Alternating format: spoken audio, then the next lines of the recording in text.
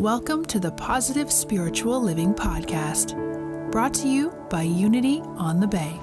This is your positive path for spiritual living.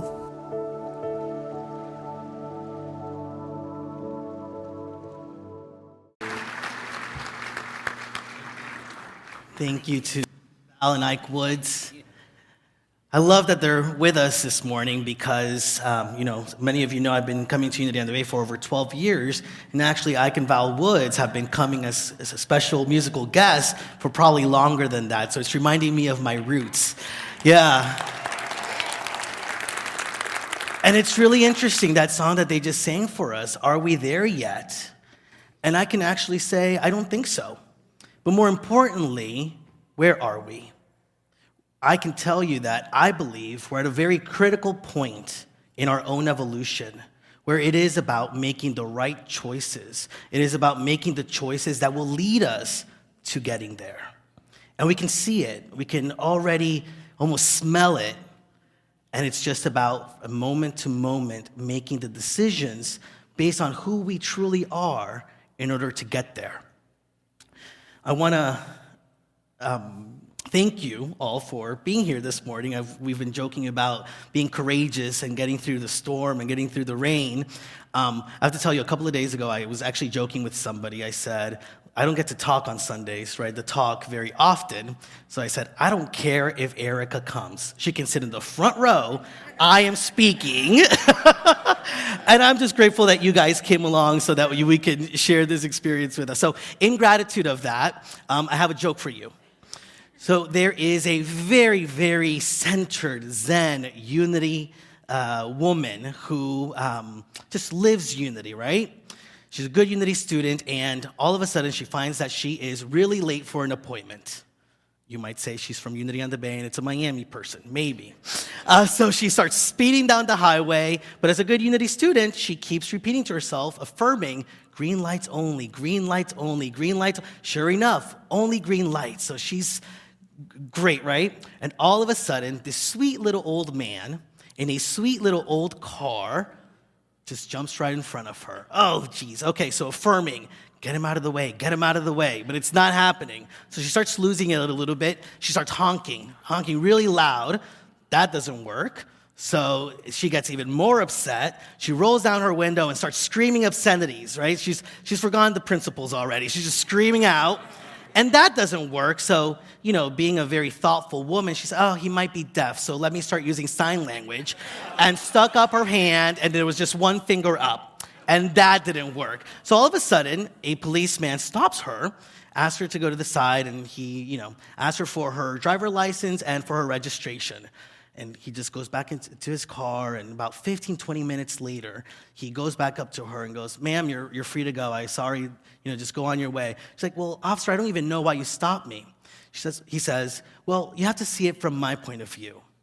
Here you are, honking, screaming, obscenities, giving that sweet little old man the finger. And what I see is you have bumper stickers on your car that say world peace, I am love, unity, I love Jesus. I thought you stole that car.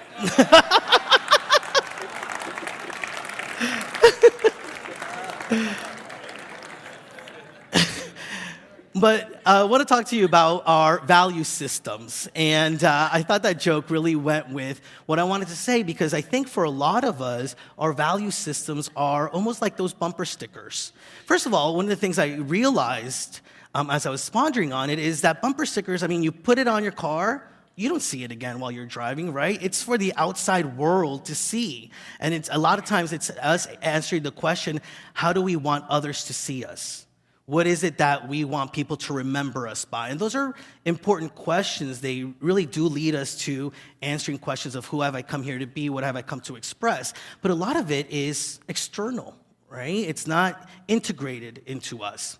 Another thing that I realized about that is that because it is external, a lot of times we allow the external world to dictate what those values are, right? For whatever the reason, we come into this world and we think we're separate from each other. We think we don't have enough. We're born into a family, and let's say we receive love, we receive comfort from that family, and that family actually has a set of values. And all of a sudden, we get the idea that if we don't adhere to those values, if we don't take those values as our own, we're maybe not going to receive that love. We're not going to receive that comfort. And so all of a sudden, whether it's true for us, we take on those values. Or if you're somewhat like me, who, actually through my family, took on the value of success and being successful. There may be a fear of failure. And so you go into a new job, and all of a sudden you didn't realize, but now you know that one of the values of that company is to be cutthroat. And it's not something that is really a part in you, but you don't want to fail. So all of a sudden, you're a cutthroat, and you take those values. And at that point, it really is about survival. Right? How can I survive and get more love? How can I survive and get more comfort? How can I survive and get more success? It really is just about getting through every moment. The thing about survival is you can never really satisfy it. If you're in the mentality of survival, it just continues to escalate. And so it's just about getting more of whatever it is that you were searching for to complete you. I realized that I've done that quite a bit. As you can tell, I'm not the most svelte person. So I was a real big fan of the supersized meals at McDonald's. And I have to tell you, I was thinking about this. Whenever there was an option to supersize it, it was like, supersize it. Sometimes I wasn't that hungry, but what was it? The outside world, I had taken in this idea that getting more for my buck was a great value. Right? Sometimes I'd leave, not all the time I'd leave all the French fries, but sometimes I'd leave some French fries. But it was really about me not being aware that I was really just taking on what somebody was telling me was valuable, right?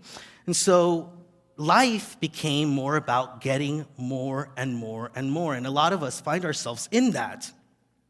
Even when I think about some of my core values, I have a core value of leadership. But even when I adhere to it, I love that that's one of my core values. But the way that I've viewed it has actually changed over the years. Because when I first viewed it, I was still in that mentality of getting more and more and more. So when I thought of my core value of leadership, it was, how can I get more leadership roles? How can I get more people to see me in a way of leader? Right? So it was still about just accumulating rather than integrating that core value. So that bumper sticker that I added on to to who I was, the bumper sticker of leadership, what I'm going to invite us to do is to consider, rather than having those as bumper stickers, is to have them as, do you know those clear stickies that you put on windows now, right? Having that. What that signifies to me is that it's no longer about how the world sees me, right? It's not about what is on my bumper sticker. It's what I'm putting in front of me that I can use as a lens to see the world through. And so all of a sudden, leadership is not about being seen as a leadership, but it's how can I see the world? How can I see the challenges? How can I see the opportunities from the standpoint of leadership? So how many of you have core values that if I were to ask you right now to give me your 3 core values, you could recite them one by one? A few of you, okay. Well, we're going to go through an experience of getting a little bit more clear with that. The reality is that we all know actually, let me rephrase. We all have values that we use as lenses to see the world through. Some of them are conscious, and some of them are unconscious values. And they really shape the world in which, how we see and experience the world. Mahatma Gandhi says that our values become our destiny. And that's a pretty unity belief, right? The things that we value, the way in which we see the world, actually outpictures itself as the experience of the world that we know. And so for me, it's about getting conscious of those values, all right? So we're going to get conscious of some of those values. Are you ready? Okay, so this is the activity. I'm going to invite you to close your eyes and now think of 3 people that you are inspired by, that you admire.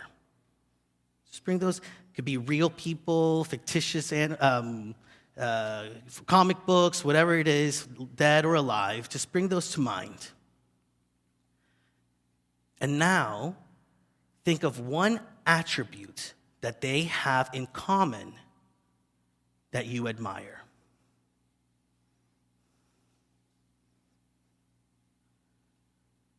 Okay, open your eyes. That which I believe you connected with in this moment, I believe, and I would give you as one of your core values. You see, if you didn't, first of all, own that or have that within you, you're the point of reference, right? So if you didn't know that within you, you wouldn't be able to see it in somebody else. And so that's a very basic unity idea. It's all within you, and that's how you're connecting to it. The other part of it, though, for me, is that you're admiring it. You're inspired by it. So something within you is also telling you that you want to go deeper into it. You want to be a much more full expression of that attribute. And that's why it's calling you forth. It's calling that within you forward. It's moving you forward. And so when we talk about supersizing our lives or, making our lives bigger through our values, it really isn't about just accumulating anymore. It's really about expanding ourselves. It's not making life bigger. It's expanding yourself to have a deeper, bigger experience of that life. Now, I'm a little nervous about telling you about one of the attributes or one of my values that came up for me. First of all, I mentioned in the 9 o'clock service that I was sort of nervous about it because everybody was here, right? At the 11 o'clock, my husband is here. So I'm even that much nervous because one of the things that I realize is those attributes, some of us own them pretty well. We can stand strong in them. Some of them, like my attribute, which, by the way, is humility, I can sort of stand in it, and at the same time, my mind just goes crazy. Because as I spoke that attribute to you, that value to you, my mind starts going, are they going to be judging me based on that? I just said that I have the value of humility. Every time I do something, I can say, well, is that Juan being humble or not? Now my husband can do that at home too. But even more, so, and then it becomes, am I letting somebody down, right? It actually also becomes, how am I judging myself in actually living it? And so for me to own it is not necessarily to ask the question, will I be able to fully express it? I would rephrase that. That's really a fear-based question. Because right there, as soon as you ask that question, you're open to the possibility that no, I can't, right? That's the only reason why that question even popped up. So I'd like to rephrase it and actually say, in this moment, am I willing to work on living it? And for me, humility is that. Am I in this moment willing to do everything that I can to fully embody and express it? A few years back, many of you know, I've been working at Unity on the Bay for over 10 years. And a few years after I got here, there was a situation going on. And I was in Reverend Chris's office. And we were just talking about it. And he just looked me straight in the eyes and goes, you do realize you're not humble all the time, right? It was so clear. It was so to the point. And it touched me at such a deep level that he talked about it, that he questioned it, that I realized in that moment how important it was for me to be humble. If it wasn't that important, if it wasn't something that I truly valued, he could have said it and it could have just, I didn't have to pay much attention to it. But the fact that it impacted me so much, for me, meant that it's something that I wanted to work on. And so I actually took it on as a value of mine. For me, values are, again, not just what I'm embodying, but what I want to embody more of. The lenses by which I want to see the world through. So a few of you do also know that a few years back, when I first applied to ministerial school, my application was actually denied. It was a really tough moment for me. And I remember speaking to Reverend Chris about it, and it was denied based on their understanding of a policy that they had. It wasn't anything to do with me, let's say, but it still hurt. And so Reverend Chris looked at me and said, well, if you want to fight this, we'll fight this. And I remembered my core value of humility, and I was at a low point, and I realized, wait, this is for me to embody that. So if I put on the lens of humility, how am I to respond to this? Not only how am I to respond to this, but what is the response that will bring the biggest amount of understanding of humility in this situation? And so I said, it's for me to accept. And we're just going to move forward. A few days later, we were having a board meeting, and I'm looking at a couple of board members who remember this.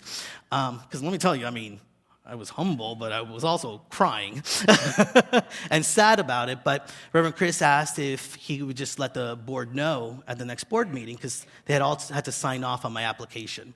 And again, it was, how can I embody more humility?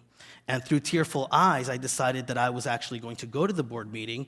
And I remember standing in the chapel in front of everybody, all by myself in the middle of the room, and letting them know that I had not been accepted into the program. Because I wanted to learn, I wanted to deepen my experience of my life. I wanted to expand who I was through my value of humility. So wherever you're at with your core value, that I propose is your core value of what we just went through, there's a way of using it to really shape the way in which you look at your challenges, right? That was a big challenge for me, not being accepted into the ministerial program that time, because now we got the title, right? But it was a really big challenge, so I invite you to think about some of the challenges that you may be going through, whatever it may be. And if, for example, it's you're searching for employment, and what was that core value that showed up that you admired in people? Was it peace? Well, if you're searching for employment and you find yourself in that challenge, how can you see peace within that situation? Even more, how can you embody peace, or how can you use that experience to support you in being more of peace in this life? If you're going through a divorce or a breakup, how in your core value could be joy. And I know it sounds weird, right? Breakup, well, for some people, it may be a lot of joy. But we've all been there, right? But if you're going through a tough breakup, and it may not be difficult for you to see the joy in it, I invite you, if that was the core value that showed up, ask yourself, just sit with it. How can I experience joy even in this? Or what is this teaching me about how to experience joy in my life? I wanted to invite you to really consider creating a list of 3, 5, maybe 7, no more than 7. We've got a lot of work to do, so no more than 7, but a couple of core values that you can really remind yourself of as you're moving through the challenges, the opportunities, and the celebrations of life. And so the ways that I found that I've been able to create these core values for myself, or really acknowledge that those were the ones that were sort of screaming out at me, this is what I have to pay attention to, is by asking myself a couple of questions. So the first question was, what lessons has your life been shaping you to learn? Nothing happens just because it was happening. There's a reason behind it. And what is all the things that you've moved through in life shaping you to be? Edwene Gaines, who's going to be speaking here next Sunday, who's a phenomenal speaker, and she's a prosperity guru, right? But I was really touched by a short video that she had on her website that talked about her value of power. Some of you may remember that last Sunday I actually read the first line of her introduction to the book, The 4 Spiritual Laws of Abundance, of Prosperity, and it was, my name is Edwene Gaines, and I am a woman of power. Powerful value that she holds for herself. In this video, and I can't even fathom going through something like this, but she talks about how she was actually raped as a young child. And yet, she's able to look at that horrendous experience in her life to actually show her that her value was power, and that life experience was teaching her that once she totally, fully embodied it, how not to take advantage of power, because that's what had happened to her. So even something like that, she was able to see and use as a way of now looking at it through a positive lens of how she sees the world. Another question is, who do you feel connected to? What do you feel connected to? What inspires you? This is what we just did when we did that little activity just a few minutes ago. So that's another way of doing it. A third one is to actually, and I know nobody in here gets bothered by anything or anyone, but a few years ago, just one person really bothered me. Oh my God, they bothered me. Everything about them bothered me. When I sat down to think about it, what was bothering me is that I felt, and this is my perception, right? My perception was that that person was inauthentic, that she wasn't fully authentic. I realized at that moment, it bothered me so much that I must really value authenticity. It must be a core value of mine. I want to have authentic people around me. I want to have authentic experience around me. I want authenticity all around me. And I realized then that for me to attract that, I had to be more authentic myself. And so that became one of my core values. You know, actually, in all authenticity, the reason why it was bothering me so much that I thought this person was inauthentic is because she was mirroring all the little pieces of me that were being inauthentic. And as soon as I finally accepted that as a core value, one, I could realize that there were parts in me that were authentic and were showing up in that way. And two, just like any core value does, it was asking me to go deeper and express more of it and to start seeing life through the lens of authenticity in everything that I did. The last question that I propose you can ask yourself is, what do you think the world needs more of? What must you embody to answer that need? A lot of you know that I'm actually very involved in social justice work, and I am involved in a lot of different community activities. I saw the need out there, and I decided to answer it. My core value is not necessarily answering it. It's actually community engagement, because I realized in order to make those changes happen, I had to be engaged. Not only did I have to be engaged, but I had to support others in being engaged in that, for all of us to be change agents. So that became another core value of mine.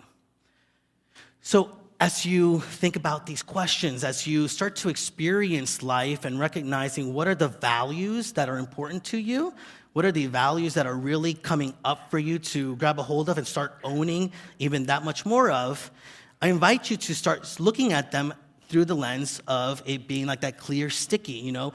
Another thing that I caught about the bumper stickers is a bumper sticker. First of all, again, it's outside. You don't get reminded of it very often unless you're just walking up to your car. But also, they're not see-through, right? They obstruct your view. If you were to put that bumper sticker on a window, and some people used to do that, you can't see past it. It just stops you right there. It limits you. While a clear sticky, although you may not be able to see fully through, what it does is change your perception of what you're looking at. And so what are the lenses by which you look at those things? How are the challenges in your life? How are the opportunities? How are the celebrations? How are they being experienced by you through lenses? And consciously looking through them through lenses. How do you know if you are looking through the bumper sticker or looking through the clear window stickies? I think it's very simple. Actually, I think a lot of things in life are very simple. That doesn't mean I don't make them complicated. I think that's another truth. In my classes that I teach here, I normally say it's as simple as that or as complicated as we want to make it. And it's true. But I think it's pretty simple to know whether we're through the bumper stickers and other people's values or our own. I think if we're looking at it through our bumper stickers, we shrink ourselves because it really isn't who we are. So it feels limiting. It feels like we're shrinking behind it. If we're looking at it through the clear stickies, it's expansive, right? I mean, that is what we are doing. We are expanding our awareness. We're expanding our life. We're expanding how we experience life. And so it just feels expansive. Through the bumper sticker, I think it feels heavy. You make decisions and they feel heavy. You move through a situation and it feels heavy. Through the clear sticky, it just feels lighter. Expansion just feels lighter. Now, I also recognize, because there's a lot of different decisions that I'm making in my life, and I realize that not all decisions, even when they're right decisions, don't feel heavy. Sometimes right decisions can feel heavy. And so my thought around that is, it's actually not that the decision is wrong. It's still a right decision, but the lens by which I'm seeing it is what's quote-unquote wrong. And so if I bring up my core value and I start seeing it through that core value, again, let's say it's peace, if I start seeing that decision that I'm making as an extension of the peace that I am, and also to support me in recognizing the peace that I am, then all of a sudden that decision has a multitude of other reasons for being, and it starts feeling lighter. And I think life is meant to be light. We're meant to be audacious givers of life. We're meant to really experience life in a joyful way. And I think that it's really just a part of our evolution. Like I said earlier, I don't know, I know where we're going, actually, I should rephrase. I know where we're going. I know we're not there yet, but I know that the fact that you are here this morning and that we are in a critical time in our history is important. And the choices that you make and the lenses by which you see those choices is important. A few weeks ago, Reverend Barry Bernard was here, and he said that evolution is no longer an option, that we either do it or that it could be it is the extinction of the human race. Gary Sukov says that the requirements for our evolution have changed. Survival is no longer sufficient. Our evolution now requires us to develop spiritually, to become emotionally aware and make responsible choices. It requires us to align ourselves with the values of our soul. I will tell you that I feel very, very confident being here with you this morning, because the fact that you are here means that you are making the choices through the lenses of being more an expansive part of this human evolution. The fact that you're here today says that, as Reverend Elizabeth mentioned in her meditation, you've said the sacred yes. And that can take you very far. By having said the sacred yes to living a life that is expansive, not only are you making clear choices for your own destiny, but you're in fact making clear choices for all of humanity. And so I want to thank you for being here. I want to ask you to really commit and ask yourself, am I willing to commit in this moment to living through the lenses of my core values, a prosperous, abundant, loving, and community-centered life? And I think the answer is yes, and I thank you for that. Blessings.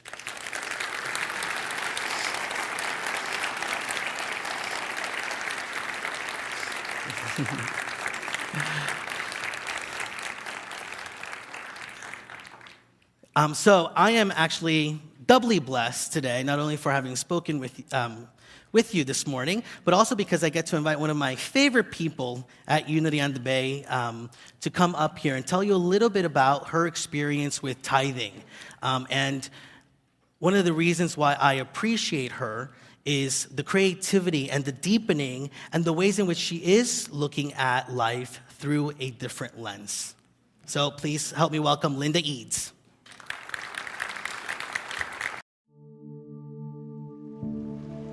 We hope you enjoyed this episode of the Positive Spiritual Living Podcast, brought to you by Unity on the Bay, a spiritual community located in Miami, Florida.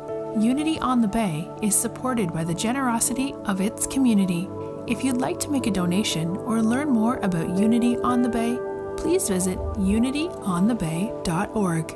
You can also follow Unity on the Bay on Facebook, Instagram, and Twitter for even more positive spiritual inspiration. Until next time, thanks for listening and many blessings. Namaste.